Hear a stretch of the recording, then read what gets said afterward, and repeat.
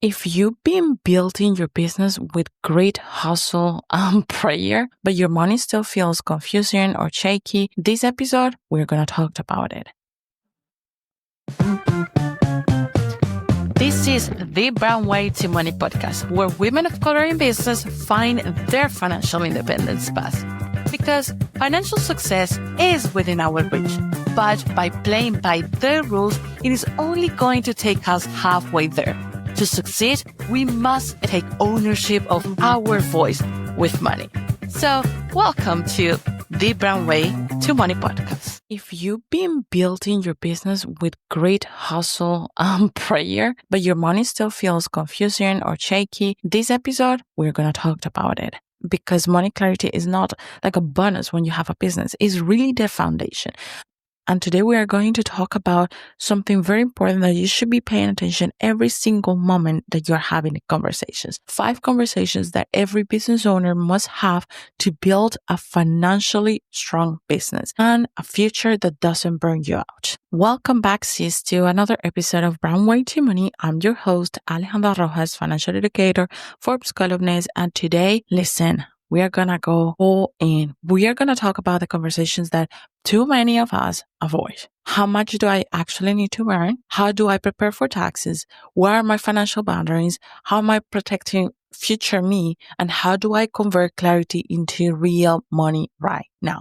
All conversations that you need to have when you are building your business for financial independence with your mind in financial independence. These are conversations that truly move you from grounding every single day, the daily hustle of a business, and transform from that wanting to that strategic mode that you want to have with your business. It's literally what gets you from being hustling all the time to, okay, this is a strategy. This is how we are going to implement. And most important, when you answer those questions, when you go through these conversations, you're transforming the I hope this works into how am I going to build this business to last. But before we dive into all of the good of the episode, stay with me until the end, as always, because I will share how you can pitch me your story to be featured in one of my upcoming Forbes articles or Business Insider if I'm working on any. And I cannot start this episode if I don't invite you to take the assessment on your business.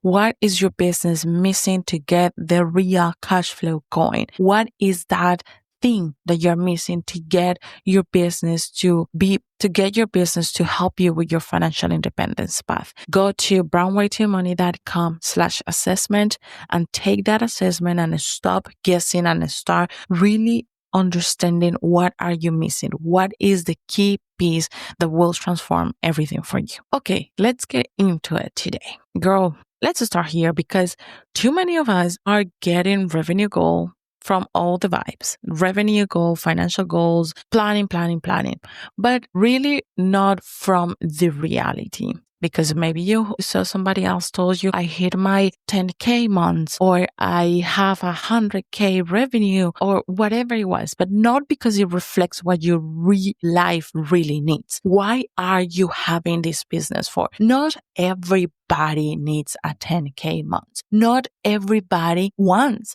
a 100K year. What it really needs is that you pay attention to what you need from your life, how your life is connecting to your business and how your business is connecting to your life. Because the truth is that if you don't name your number, your business will eat whatever you give it. And still be hungry. You need to calculate what do you need to live, and not just to survive or to get by, or it will be nice to make that. No, what do you need to live? What your business needs to operate and what you want to save, invest, and build towards. So here's how you're going to execute this step. For the next 5 days, 7 days, 1 week, or 2 weeks. Heck, let's make it from today until you hear the next episode of this podcast, you're going to record and you're going to take account of how much you need from your business. Really, if you were to get a salary from your business consistently,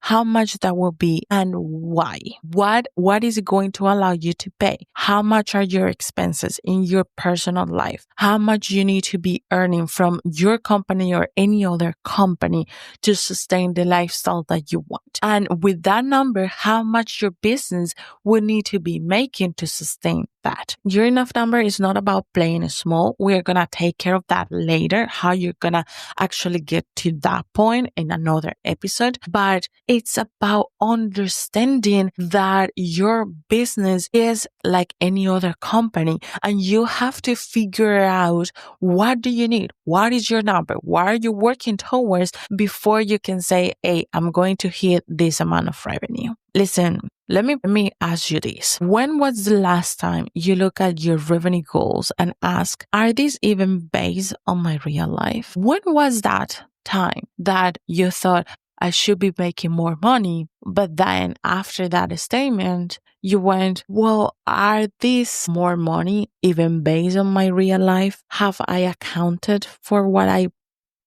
really need? So this is the first question that we're going to have. How much do I need to earn? Now, the second conversation that it is important to have is, how would I pay my taxes? And I am narrowing this down to taxes because it's a commitment with the government that we all need to face at some point. But it is important that you think this way about any commitment that you have and you plan ahead from it. And you plan ahead. How would I pay my taxes? And this one it's heavy for a lot because financial trauma taught us to be scared of anything official, especially taxes, IRS, IND, all the taxes authorities, whatever your country is. So we avoid, we guess, we stress, we kind of like panic around that. But here's the thing. Paying taxes is not the problem. It's actually your commitment as a business owner, right? But getting confused about it is a problem. You can plan for your taxes. And I actually have a very good article that I'm going to link below about taxes and how you can make the most and how you tackle trauma around taxes that I have written for Forbes.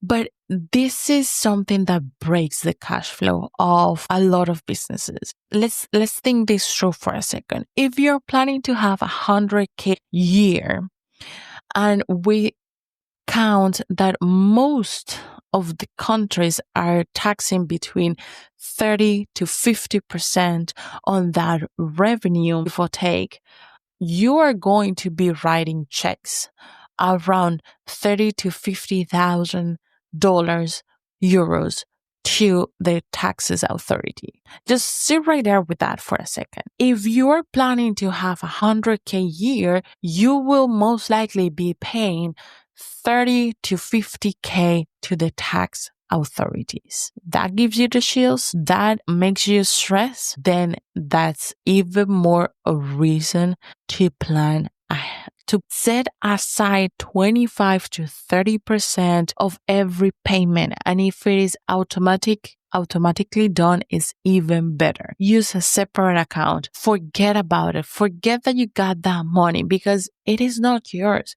So use a separate account, make it automatic whenever is possible, but have the conversation. Ask the question, how would I pay my taxes? How would I face this? Work with a bookkeeper or a CPA that really helps you to understand what are the deductions. How can you make the most out of all of the expenses that you're having?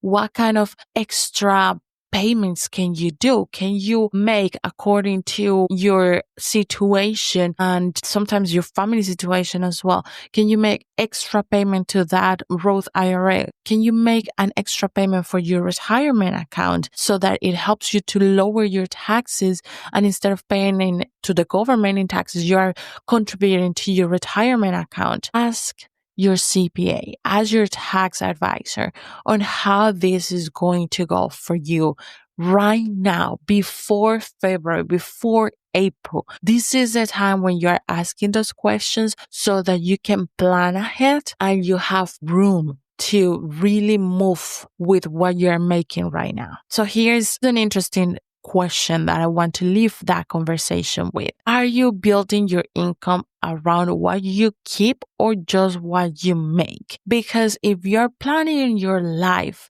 and your business life from I want to be making $30,000 per, I don't know, per month, and that's how you are planning your whole life, let me tell you that you are missing a 50% cut just for the sake of the highest amount, 50% cut of that revenue. There is a difference between sales and revenue and profit and net money that you get to keep as the business owner.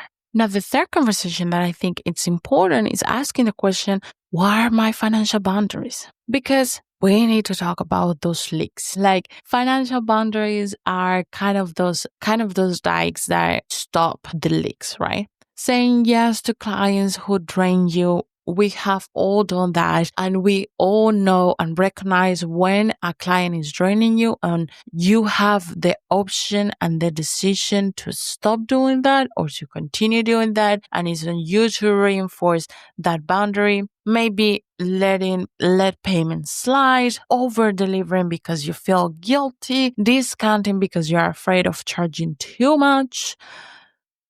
These are not business practices. They are truly not business practices. If you're just giving discounts right and left just because, it is not a business practice. It's not a marketing practice. It's just a trauma response. If you're over delivering because really you are afraid that, oh, I don't know, I charge too much, or I don't know if this client is going to be happy, and you're going the extra mile because you feel guilty, because you're afraid. Yeah. That's not a business strategy. That is a trauma response. And you're not bad at business. What I really think is that your boundaries are the gate that protects your wealth. So that means clean contracts, late fees, clear prices, say no when you have to say no, and feeling good about it. Because those boundaries are what is going to build your business.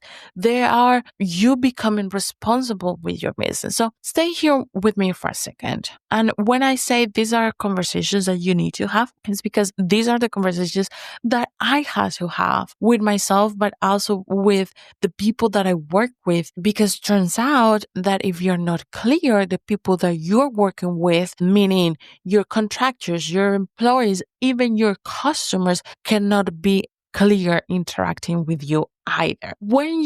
Let's just take the example of what are my financial boundaries when it comes to the people that I work with. If your financial boundary is that no matter what, these are your prices, and it is very clear what are your prices and what you're delivering, that is very clear for you and that is very clear for your customer. So you have that pricing and what you deliver across everything that you do, across your website, across your contracts, across your marketing, across the messaging that you are repeating every single day, across every single part of your business. So if it's across every single part of your business, when your client comes in and it says, okay, what should I expect? You are confident about explaining what that person should expect. And guess what is translating to? Confidence on what you're selling translates into value of the offered. And if that transfers into value of the offer, value equals the money that you are receiving from that customer is the pure clean exchange. So your customer is confident and understands and gets what they are paying for. And when they understand what they are paying for, the exchange of money makes it very easy. And this is why, and sometimes it's easier to sell a product than to sell business, to sell services, because that is the reality of it, right? When you go and buy a cable for like a charging cable for your iPhone, you know that you are going to get an iPhone charging cable. That's it. That is, you make up what you need it for, right? Maybe you need one right now because you need to call somebody, and then you go to the shop and you buy it. Okay, perfect. This is the value that it needs. It's very clear. That's the cable, and that's the price. So when you have a product, it's a bit different, this understanding. But for this example, let's say that you are a photographer and that your photographs are your product, but also you are providing a service. So in order for you to provide the product, you are providing a service. What requires you to be involved on that experience. And because it requires you to be involved on that experience, there you go with your mentality, your whole persona, your vulnerability. So it's all you as well providing the service. And that's when your financial boundaries regarding like this example needs to be very clear, because somebody may know that they are getting the package of 10 pictures, right? And those are the pictures that you're getting. But because you are part of the experience that they are getting, you need to be clear that you are part of the experience and how you count for that part of their experience as well. So what I mean with this is that if you know that as part of the experience that they're getting is not only the 10 pictures, right?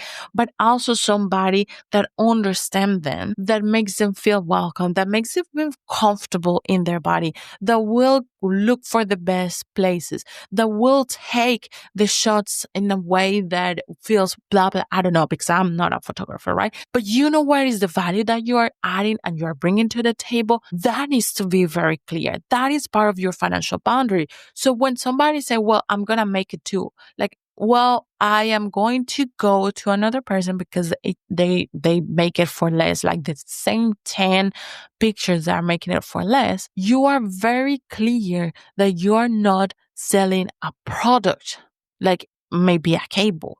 You are selling a whole experience because you are part of that experience. And if you sit on that value, you will make the customer know that. And you will make every single part of your business reflect that. So when you are putting your services out there, you are not saying, well, I deliver a package of 10. Yes, that is included. But what I deliver is the experience that you will remember your wedding day. Or is the experience that you will remember the fall, because we're going to do a fall photo shoot. I don't know what is it, but you are the expert. So here's what I want you to be thinking about with what are my financial boundaries. I want you to think, where are you still sacrificing peace to feel affordable? Because, and I think we touch on another episode about this, but we have been brought up to think affordable. Affordability is dictating most of the things that we do in business. And yes, at some point when I work with you, I do think, is this affordable for the kind of people that you are making it for your ideal client? Is this going to be something that your client can pay? But that is different than building and overbending yourself to be affordable. That is a trauma response. That is a financial trauma 100%, because we have been brought up with the buyer mentality of I need to make the most out of every single dollar that I have on my hands. That is not how you build a business, and that is not how you hold financial boundaries as a business owner. Okay, the next question that I have here is, how am I covering my future self? This is huge because this is one that we push aside, me included, very, very, very guilty of this. We say, I will save when I have more, or I will think about retirement later, or I will protect now. Because later won't come unless you plan for it now. And it comes very, very fast. If you had asked me 7 years ago if I would be here talking today to you through my business, I would have had imagined so. But it has come so, so fast that you don't even realize, because you're in the daily grinding of how am I going to make this work? What, create the things, create the other one, blah, blah, blah, blah. So it comes very, very fast. And what happens to your future if you need a break? If you feel pregnant, like I did, if you get sick, if you want to rest, travel, or just breathe, like what happens with after yourself? If your business can't pay you and protect you, it is not sustainable. So that means that you will need to think and talk about emergency savings. How are you building that emergency savings? How are you contributing towards retirement as a business owner, as an independent person that doesn't have the backing up of an normal employment? How are you making sure that you are saving for retirement? How are you making sure that you are paying yourself regularly? And insurances, backup systems, rest funds. How are you preparing for your future self? And that future self may be 1 year down the line, maybe 10 years down the line. It doesn't matter, but you need to start thinking now. How do I want my money and my business to serve me now, but as well in a year from now, in 3 years from now, in 10 years down the line? You are building a business that is quite different of what we are used to when other businesses take care of these things for us, right? But it is important that you think about, for instance, insurances. Do you have insurance for your profession? Do you need it? There are some professions that need insurance. There are some professions that don't. But do you have it? Do you have liability insurance for the work that you're doing? Do you have an insurance for your equipment? Listen, I think I told you this last episode, but a month ago now, I was about to record an episode of this podcast and my laptop fell out of the blue, like completely gone. Laptop completely gone in a matter of 3 seconds. I needed a new laptop, and a MacBook is going around of 1400s or 1200, like 1200 right now. That's something that it moves your cash flow. It moves your cash flow especially if you are not expecting that expense. So that's when I think about how are we protecting ourselves. I have a business insurance that includes my equipment, and the reparation of that laptop was going for €1,400, and a new laptop was 1,000 or 1,200. I don't remember right now, euro, right? Can my insurance that I pay every month help me with that expense? Can I be sure that I have a backup plan in case that doesn't work? Those are the questions that you will need to be asking. Again, if you are a photographer, do you have insurance for your equipment? That is your primary equipment for the work. If you are a mental health professional, do you have insurance for the equipment that you are using right now? Do you have insurance of liability? How are you protecting your future self, yourself now and your future self? Are you making at least the planning for the emergency savings? Can you reroute 1% or 2% of what you're receiving to create that emergency savings? Those are the questions that you want to be having. And we can go on episodes on how do you make this happen. Just let me know if you would like that. Go to my LinkedIn. I'm using LinkedIn